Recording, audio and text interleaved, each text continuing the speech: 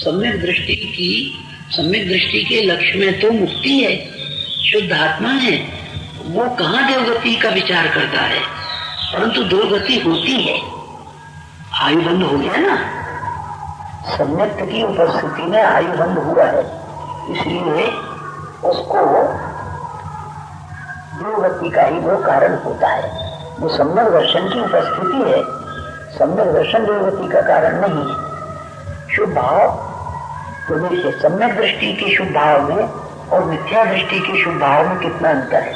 मिथ्या दृष्टि भी शुभ भाव करके देवगति को प्राप्त कर लेता है और सम्यक दृष्टि भी शुभ भाव करके देवगति को प्राप्त करता है। दोनों की देवगति में फर्क है, दोनों की देवगति में फर्क है। सम्यक दृष्टि सम्यक दर्शन प्राप्त करके जो शुभ भाव करता है और देवगति को प्राप्त होता है, तो उसकी देवगति बड़ी उत्कृष्ट, अच्छे से अच्छे देवों में वो पैदा होता है, उच्च कोटि के देवों में वो पैदा होता है। और मिथ्या दृष्टि शुभ भाव करता है, देवगति को जाता है, परंतु मिथ्यात्व के कारण उसको जो देवगति मिलती है वो किसी भी नीच से नीच देव में जाकर पैदा हो जाता है। देवगति में भी उच्च और नीच देवों का भेद है। नीच देव कौन होते हैं? जैसे किलविषक जाति के देव, महान जाति के देव, ऐसे ही ये देव जो हैं ये नीच जाति के देव हैं, इनमें भी वो पैदा हो जाता है। वहां पर महान जाति के देव हो जाना है, किलविषक जाति के देव हो जाना, इसके भेद हैं।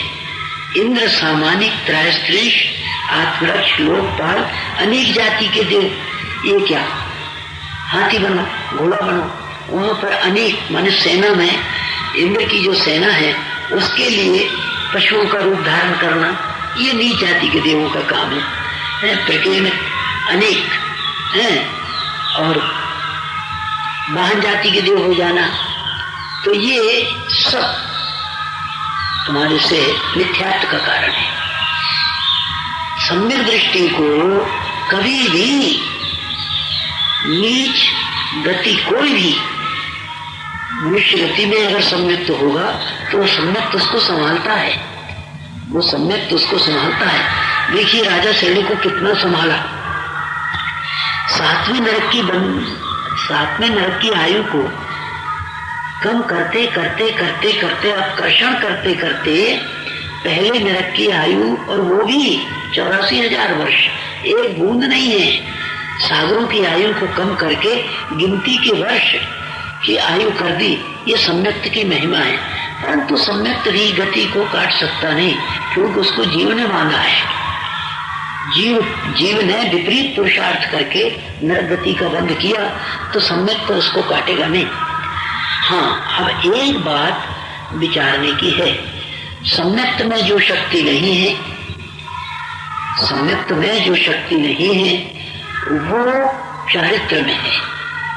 अगर कोई मनुष्य जन्म से ही चारित्र के संस्कारों को लिए हुए है और मिथ्या चारित्र है, भला ही मिथ्या चारित्र है, तो मिथ्यात्व के कारण वो मिथ्या चारित्र है, मिथ्यात्व के कारण हीन पर्यायों में भ्रमण करेगा, परंतु नरक में नहीं जाएगा, नरक में नहीं जाएगा।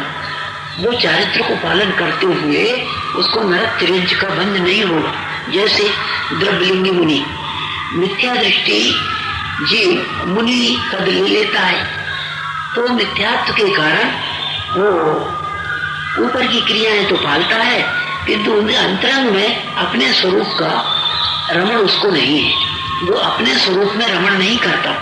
तो देखिए, बाहर का द्रव्यलिंग जो है और बाहर का चारित्र पालने से मिथ्या चारित्र है, परंतु वो नौग्रीवक चला जाता है। ये किसका महात्म्य है? ये चारित्र का महात्म्य है। चारित्र नरक में नहीं जाने देता जीव को। जिस जीव के साथ चारित्र है वो जीव नरक आयु को कभी प्राप्त कर ही नहीं सकता। अब जब मिथ्या चारित्र में द्रव्यलिंगी मुनि मिथ्या चारित्र को पालन करके और नवग्रीवक में चला जाता है, शुक्ल लेशिया को प्राप्त कर लेता है, तो फिर सम्यक दृष्टि का तो बताइए आप। सम्यक दृष्टि कितने उच्च कोटि के परिणाम रखता है। सम्यक दृष्टि के, सम्यक दर्शन के कारण उज्जवल परिणाम होते हैं और उन उज्जवल परिणामों से अच्छी देवगति उसको प्राप्त होती है, अच्छी से अच्छी मनुष्य गति उसको प्राप्त होती है। तो इस प्रकार सावधान होकर के हमको विचार करना है, हमको हमेशा विचार करना है कि हमारी कौन सी गति का आयु बंद हो रहा है या कौन सी गति का आयु बंद हो चुका है, ये विचार हमको करना चाहिए। मान लीजिए आपने नरक गति का और बंद कर लिया है, तो आपके परिणामों में कभी भी शुभोपयोग नहीं होगा, हमेशा अशुभ भाव रहेंगे, हमेशा रौद्र ध्यान आपको रहेगा, जीवन नरक बन जाएगा, घर को नरक आप बना लेंगे। ऐसा नरक गति का आयु बंद है। त्रियंच गति में जीव पहले मायाचारी नहीं था, किंतु त्रियंच गति का बंद होते ही जीव मायाचारी हो जाता है, धोखा देने लगता है, विश्वासघात करने लगता है। ये मनुष्य गति का बंद होने पर आपको कैसे पहचान में आए कि मनुष्य गति का बंद हो गया? जो पूर्व आग्रह थे, पूर्व की आदतें थी, मनुष्य गति का बंद होने के बाद वो छूट जाती है। दूसरों को धोखा देने की आदत थी, तीव्र कषायों की बात थी, वो सब छूट जाती है। फिर क्या होता है? स्वभाव मार्तवंच, अपने स्वभाव में कोमलता आती है। मनुष्य गति के बंद होने के बाद, मनुष्य गति का आयु बंद जब हो जाता है, तो अपने आप उस जीव के मन में कोमलता आती है और कोमलता के कारण वो फिर मनुष्य गति में ही जन्म लेता है। वो अपने घर को स्वर्ग नहीं बना पाता तो नरक भी नहीं बनाता। ये मनुष्य गति का बंद होने के कारण ये लाभ है उसमें। मनुष्य गति का बंद होने वाला अपने घर को क्या स्वर्ग नहीं बनाता तो नरक भी नहीं बनने देता। ऐसा उसके सरल परिणामों का महात्म्य है। इसी प्रकार दो गति का बंध अगर आपने कर लिया है तो दो गति के सब कारण आपको मिलेंगे। कैसे मिलेंगे? दिव्य जीवन बन जाएगा। आप अपने घर को स्वर्ग बनाता है। दो गति का जिसको बंद हो चुका है वो अपने घर को स्वर्ग बनाता है। उसमें अपने घर को स्वर्ग बनाने की शक्ति आ जाती है। ऐसा देवगति के बंद होने का ये पहचान है। उसके दान देने का भाव होता है, सत्संग करने का भाव होता है, हमेशा धर्म ध्यान में रहने का भाव होता है। अगर उसने देवगति का बंद किया है तो अच्छी अच्छी भावनाएं होती है। नरक गति का बंद किया है तो दुर्भावनाएं होती है। त्रिंज गति का बंद किया तो मायाचारी का भाव होता है। इसी प्रकार नरक गति का बंद किया तो रौद्र ज्ञान होता है।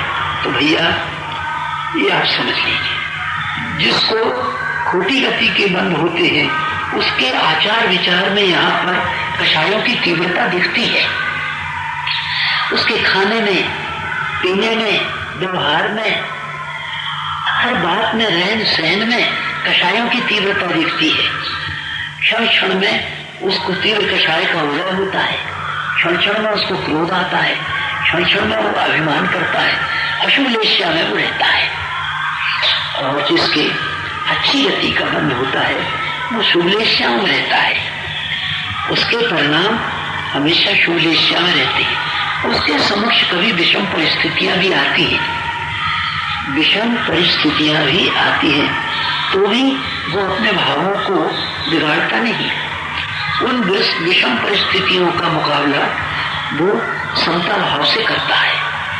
ये उसका चिन्ह है। और देखिए आप, तीन कारण बताए हैं जो शुभ गति का बंद कर लेता है। उनमें आप तीन बातें देखिए, तीन बातें आपको दिखने लगेंगी। सब्बत्विपीय वैनम, सब्बत्विपीय वैनम दुबैणे दुज्जनम पिखम करणम सब्बे सिम गुण घृणम मंद कषायान दिट्ठन्ता। मंद कषाय की ये दृष्टांत है, शुभ गति के ये दृष्टांत है। क्या? सर्वत्र प्रिय वैनम, वो सर्वत्र प्रिय वचन का उपयोग करता है, सर्वत्र प्रिय वचन बोलता है। इससे मालूम हुआ कि उसकी कषाय मंद है। प्रिय वचन बोलने वाला तीव्र कषाय नहीं कर सकता। और दुर्भय दुर्जनम्पि खम कर्ण, अर्थात दुर्वचन बोलने वाले दुर्जन उनके वचन को सुनकर खम कर्णम क्षमा करता है। ये उसके शुभ गति के बंद होने का कारण है, चिन्ह है। इन चिन्हों से आप पहचान सकते हैं कि जो दुर्वचन को सहन कर लेता है, दुर्जनों को क्षमा कर देता है और प्रिय वचन का उपयोग करता है, और सभ्य से गुण, जहां भी उसको जो गुण मिलता है उसको ग्रहण करता है, गुणों की प्रशंसा करता है, गुणों को ग्रहण करके उन गुणों की वो प्रशंसा करता है। ऐसा समझ करके अपनी कषायों को मंद करके देखिए। कषाय मंद होते ही वचन प्रिय वचन निकलने लगते हैं मुंह से। मंदता में, कषायों की मंदता में स्वाभाविक रूप में प्रिय वचन होते हैं।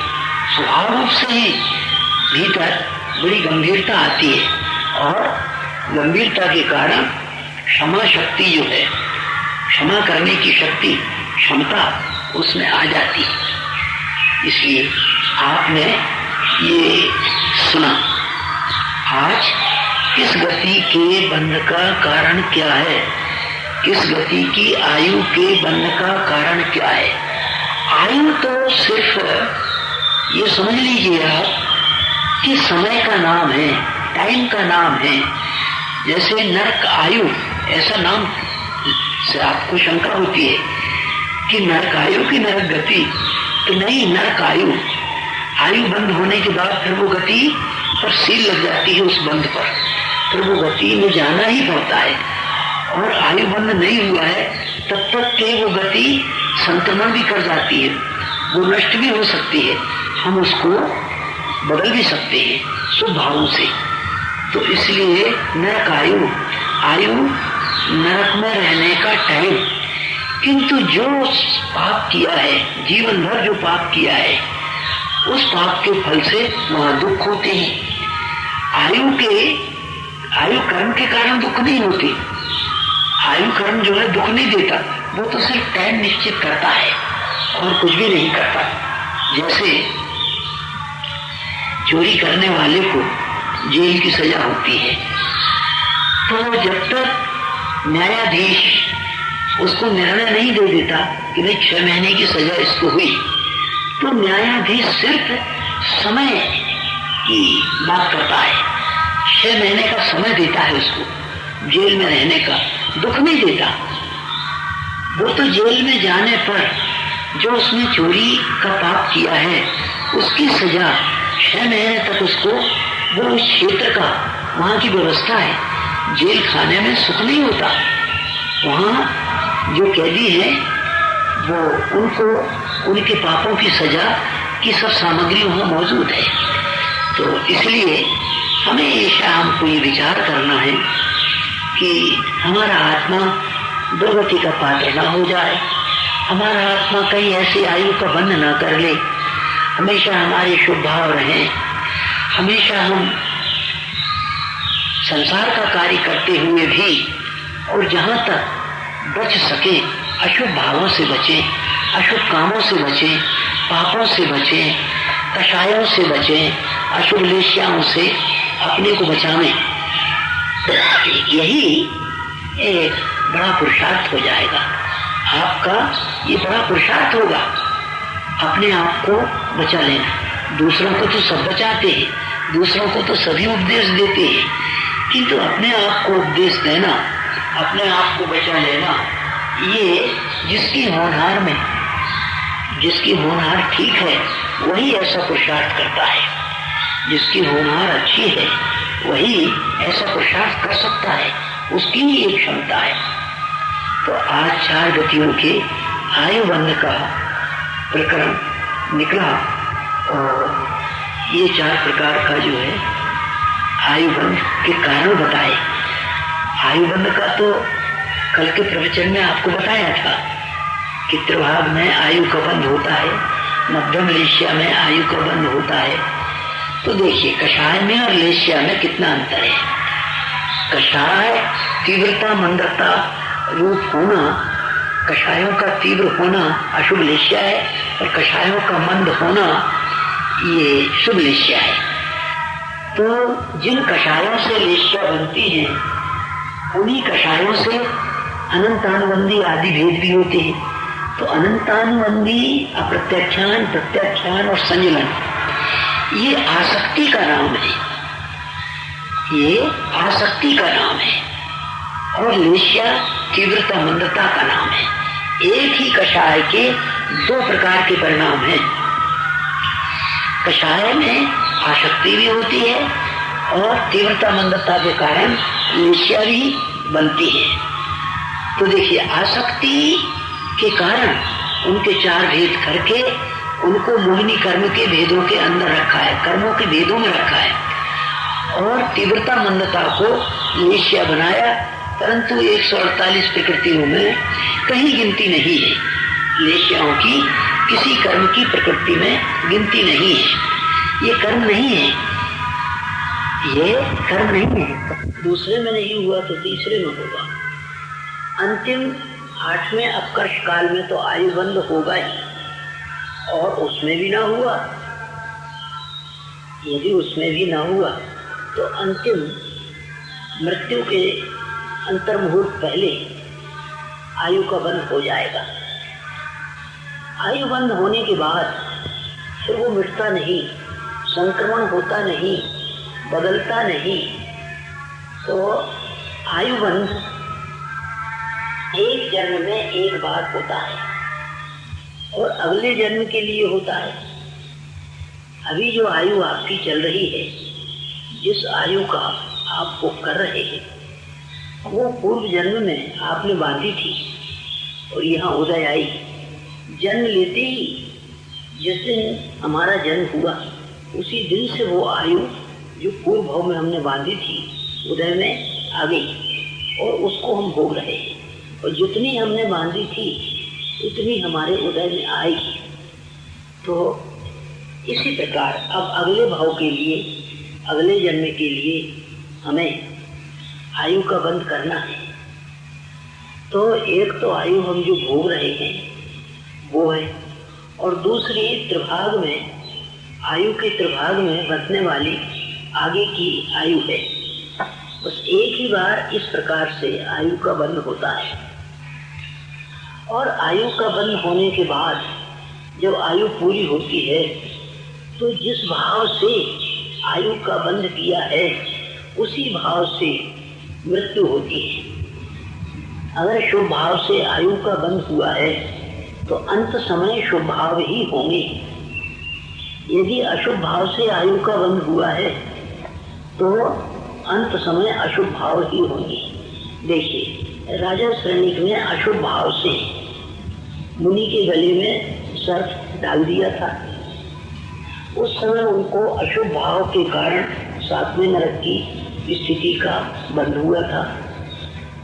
अब देखिए राजा श्रेणिक आयु बंद करने के बाद उनको कैसे कैसे निमित्त मिले। महावीर स्वामी का श्रवण शरण मिला, वहां उन्होंने क्षायिक सम्यक्त प्राप्त किया, साथ ही साथ तीर्थंकर प्रकृति का बंध किया।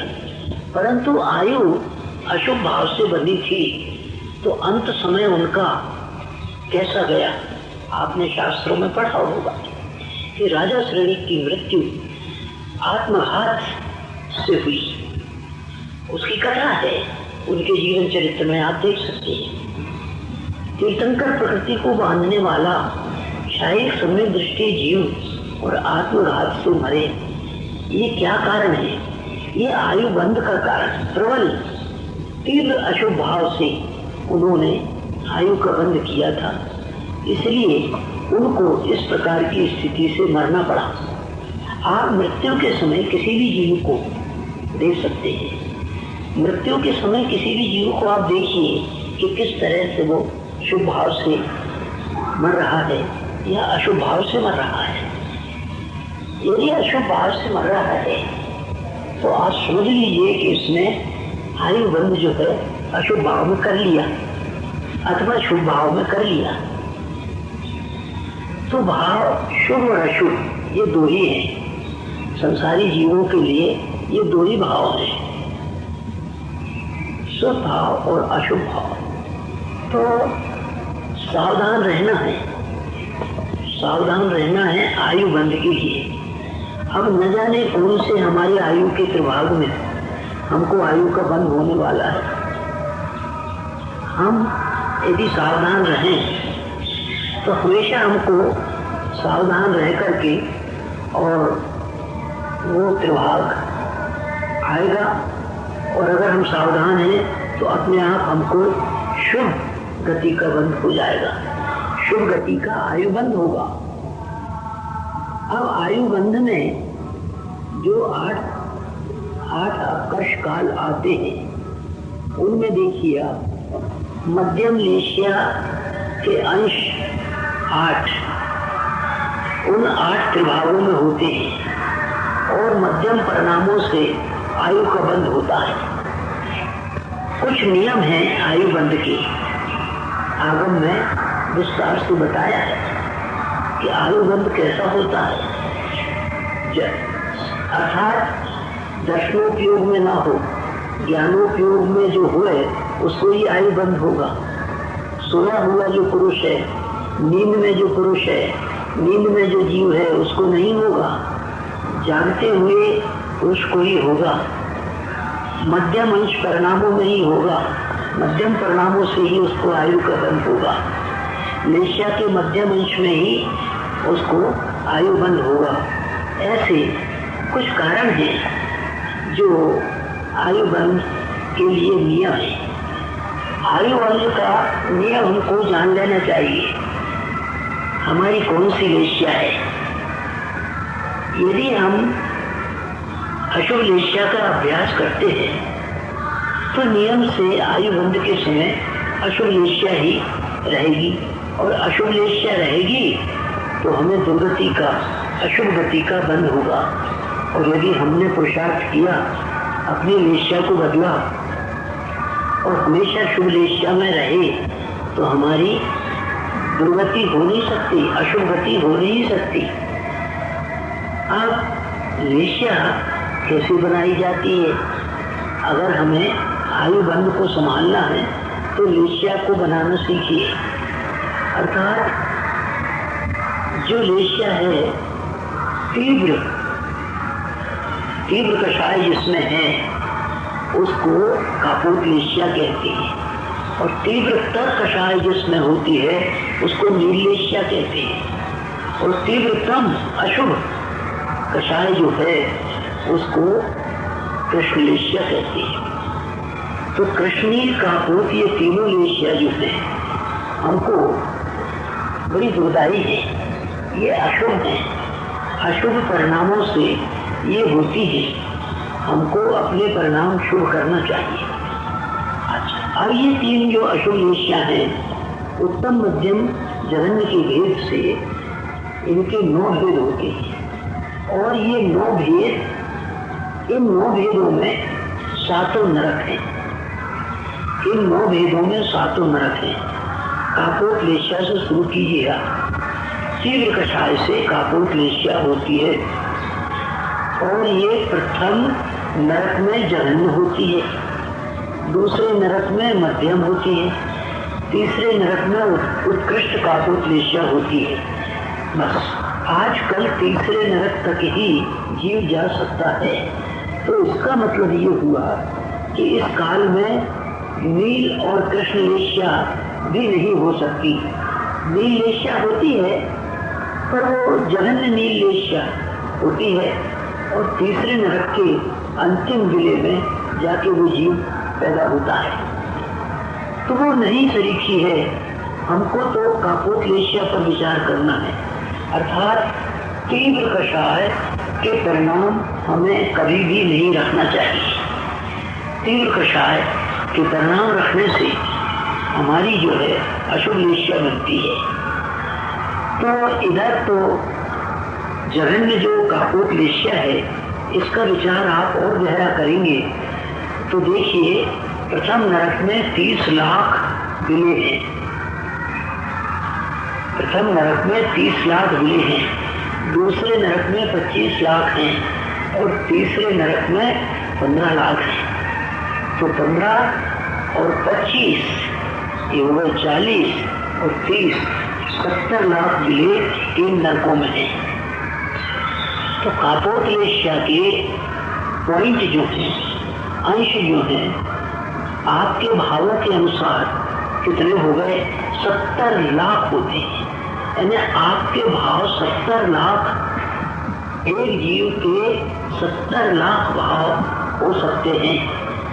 वो 70 लाख भाव, अगर 70 लाख में पहला भाव आपका हुआ है तो जघन्य कापोतलेश्या का वो पहला भाव पहले बिले में जाएगा और वहां की आयु 10,000 वर्ष की है। तो वो तीव्र कषाय तो है, मगर तीव्र कषाय जो है वो ऐसी है, सबसे छोटे दर्जे की है। और अंतिम जो 70 लाखवां बिला है उसकी आयु 1 सागर की है। तो 10,000 से शुरू होती है और 1,000 में समाप्त होती है। 10,000 से शुरू होती है और 1,000 में जाकर समाप्त होती है। तब देखिए 10,000 से लेकर 1 सागर तक 30 लाख बिले हैं। 10,000 से लेकर 1 लाख की सागर, 1 सागर की आयु तक 30 लाख बिले आपको होते हैं। तो अब उनका ऐसा कीजिए कि जघन्य कापोतलेश्या के 30 लाख भेद कर डालिए। 30 लाख भेद करके जिस नंबर का जो लेश्या का क्रम है उसी बिले में आप वो जीव चला जाएगा जिसको कापोतलेश्या है। कापोतलेश्या वाला उसी बिले में जाएगा जिस बिले में क्या उसके परिणाम है, उस बिले का नंबर और तुम्हारे परिणाम का नंबर एक मिलेगा, उसी बिले में आप जाएंगे। बड़ी सावधानी की आवश्यकता है। 30 लाख बिले।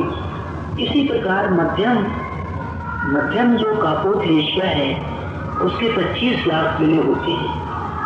तो अब 30 लाख बिलों से भी तीव्र कषाय 30 लाख बिलों में पार करके और भी तीव्र कषाय होगी और उसके भी फिर मध्यम कापोतलेश्या के 25 लाख पॉइंट होते हैं। और जिस पॉइंट का आपका भाव है उसी पॉइंट के बिले में आप चले जाएंगे। ऐसे ही तीसरे नरक के 15 लाख बिले हैं।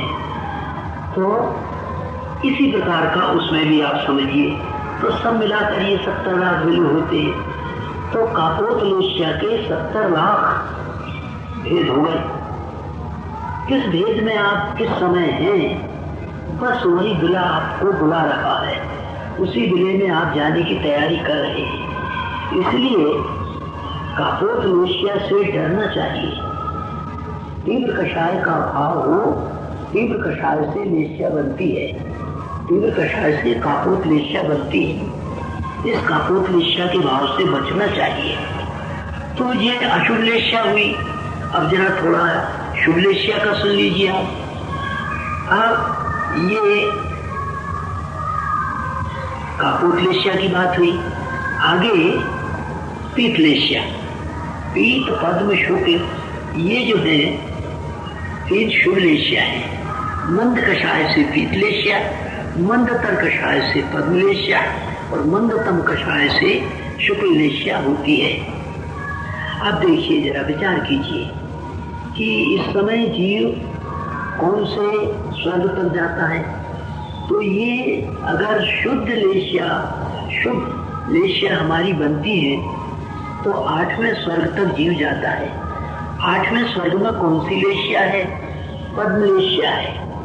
पद्मलेश्या का जघन्यांश है और पद्मलेश्या का मध्यम अंश है। तो पद्मलेश्या के मध्यम अंश तक आप अपने परिणामों को संभाल सकते हैं, परंतु पद्मलेश्या भी बड़ी दुर्लभ है। तो आप पीतलेश्या को समझिए। तो अधिक से अधिक पीतलेश्या और शुभ लेशिया में पीतलेशिया और अशुभ लेशिया में आपोपलेशिया होती है। अब पीतलेशिया का सुनिए आप। जघन्य पीतलेशिया जो है उसके परिणाम दिनकर ज्योतिषी भवनवासी देवों में ले जाती है।